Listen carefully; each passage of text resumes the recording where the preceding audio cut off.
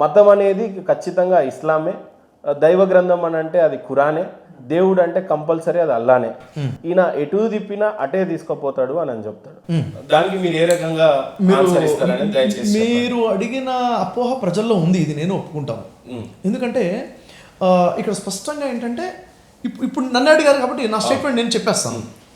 మనం దాదాపుగా ఒక 6-7 గంటల నుంచి మాట్లాడుతున్నాం. 6-7 గంటల నుంచి నేను చెప్పాలనుకున్న ప్రయాసం ఏమిటి? అందరికీ భగవంతుడు ఒకడే ఉన్నాడు, ఆయనకి పేరు లేదు, పిలుపులు ఉన్నాయి. ఆయన మీరు అల్లా అని పిలవచ్చు, బ్రహ్మ అని పిలవచ్చు, పరమేశ్వరుడు అనొచ్చు, మీ భాషలో పిలుచుకోవచ్చు అన్నాను. అల్లానే ఆయన పేరు అని చెప్పట్లేదు. ఒకటి క్లారిటీ. రెండోది, ఖురాన్ మాత్రమే నమ్మండి, ఖురాన్ నమ్ముతేనే మోక్షము అని చెప్పట్లేదు.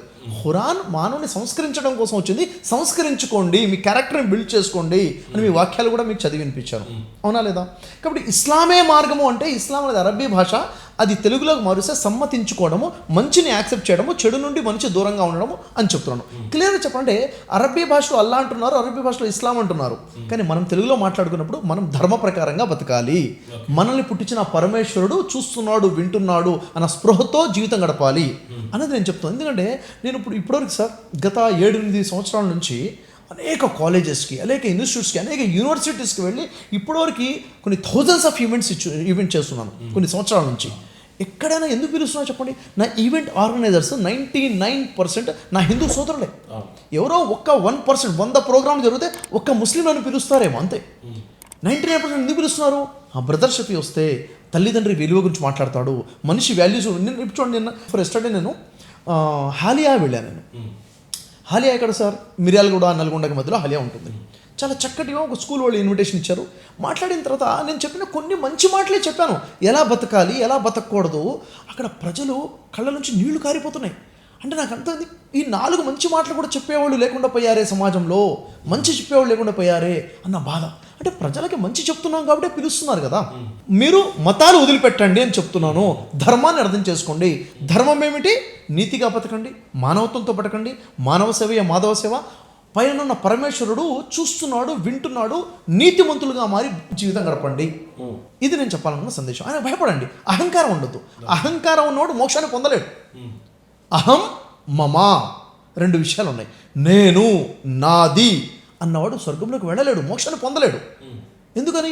ఇప్పుడు నేనున్నానండి, నా తెలివి కాదు, నా కళ్ళు, నా గొంతు, నా చేతులు కాదు, ఇవన్నీ కూడా దేవుడు ప్రసాదించినవే.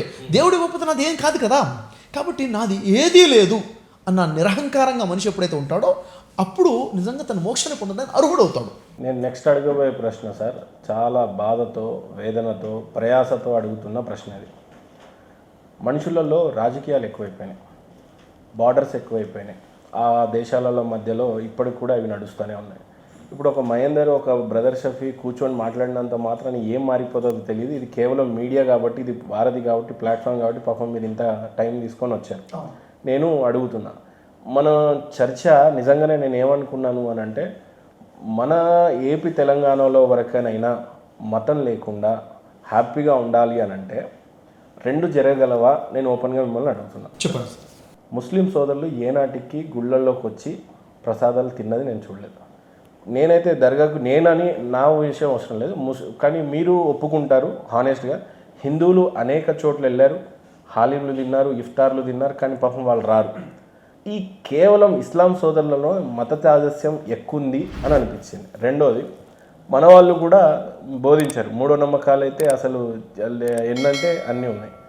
మరి మనం ఇద్దరం ఎంత ప్రయాసపడితే ఇవి దూరం చేయగలం? మనము అటెంప్ట్ అయితే ఇవ్వగలుగుతున్నాం. ఆ అటెంప్ట్లో కూడా ఏది గొప్ప, ఏది ఇది, అది ఇది కానీ కాకుండా చాలా భారంగా అడుగుతుంది ఏంటంటే, ఇలా కాకుండా నిజానికైతే గ్రంథాల గురించి కొట్లాడుకునే వాళ్ళని చూసాం. కానీ పర్సనల్గా ఇప్పుడు మీకు నేను ఫ్రెండే, నాకు ఇస్లాం ఫ్రెండ్స్ చాలామంది ఉన్నారు, మీకైతే హిందువులు ఇంకా కోట్లలో ఉన్నారు.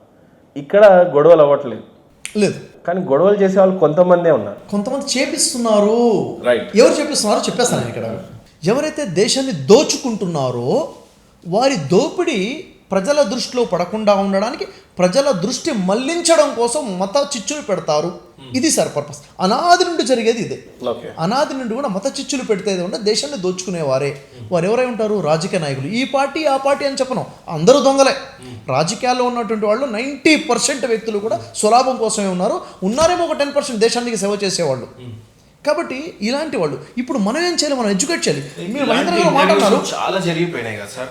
నాకు ఈ తెలిసి రోజుతో ఏ మార్పు తేగలం? మరి సార్. అందరు చూసి మనల్ని చూసి నవ్వే వాళ్ళు ఉండొచ్చేమో, మిమ్మల్ని చూసి నన్ను చూసి మార్పు వస్తుంది. ఏం చేయగలుగుతారు, ఏం బిగ్గలుగుతారు, వీళ్ళు స్టూడియోలో కూర్చొని ఓ పెద్ద నీతులు పెడుతున్నారు అని అంటారు. ఒక మాట అలా చెప్తాను. అవ్వకుండా నా మాట చెప్తాను, ఏం జరుగుతుందో చెప్తాను.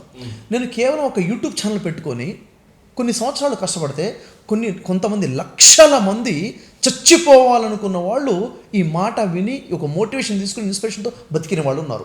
విడిపోవాలనుకున్న వాళ్ళు భార్యాభర్తలు కలిసి ఉన్న వాళ్ళు ఉన్నారు. అనేక మంది గవర్నమెంట్ జాబ్ సంపాదించిన వారు ఉన్నారు. జీవితాల్లో గొప్ప ట్రాన్స్ఫర్మేషన్ తెచ్చుకున్న వాళ్ళు ఉన్నారు. ఈరోజు లైఫ్లో బతుకున్నానంటే, నిలబడ్డానంటే కారణం మీ గొంతు సార్ అనేవాళ్ళు ఉన్నారు. నేనే కనుక నా యూట్యూబ్ ఛానల్తో ఏమవుతుందిలే అని ప్రయత్నం మొదలు పెట్టకుండా ఉన్నట్లయితే ఇన్ని వేల మందికి, లక్షల మందికి ఇన్స్పిరేషన్గా నిలబడేవాడిని కాదు. అలాగే అయితే రిజల్ట్ వస్తుందా రాదా కాదు సార్. ఒక విషయం చెప్తాను. ఒక దగ్గర అడవి కాలిపోతుంది. అడవి కాలిపోతుంటే ఒక పక్షి తన ముక్కులో నీళ్లు తీసుకెళ్ళి, నోట్లోంచి నీళ్లు తీసుకెళ్ళి ఆర్పే ప్రయత్నం చేస్తుంది.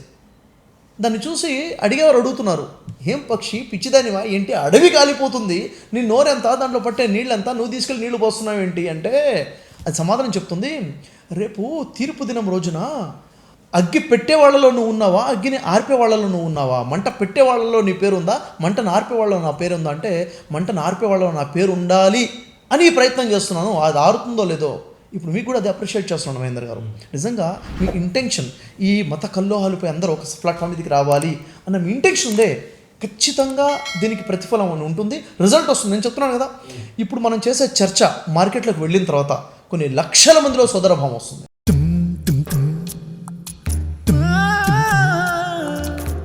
వచ్చునాడు నీవు వెంటేమి తెచ్చేవు, పోవునాడు నీవు తీసుకెళ్ళేదేమిటి, మున్నాళ్ళ ముచ్చటకే మురిసేవు భ్రమసేవు, ముందుగతిగాన కావో మనసా, ఆలు బిడ్డలనుచు అన్నదమ్ములనుచు, ఆలు బిడ్డలనుచు అన్నదమ్ములనుచు, ఆరాట పడబోకు మనసా,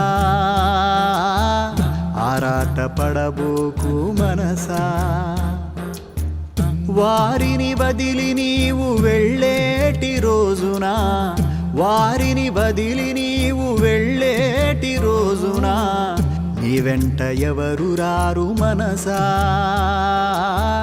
నీ వెంట ఎవరు రారు మనసా, ఆస్తిపాస్తుల కొరకు అస్తమానం నీవు, ఆస్తిపాస్తుల కొరకు అస్తమానం నీవు, కుస్తీలు పట్టేవు మనసా, కుస్తీలు పట్టేవు మనసా, అస్థిరముల పైన గస్తీలు నీకేలా, అస్థిరముల పైన గస్తీలు నీకేలా, వాస్తవమాలోచించు మనసా,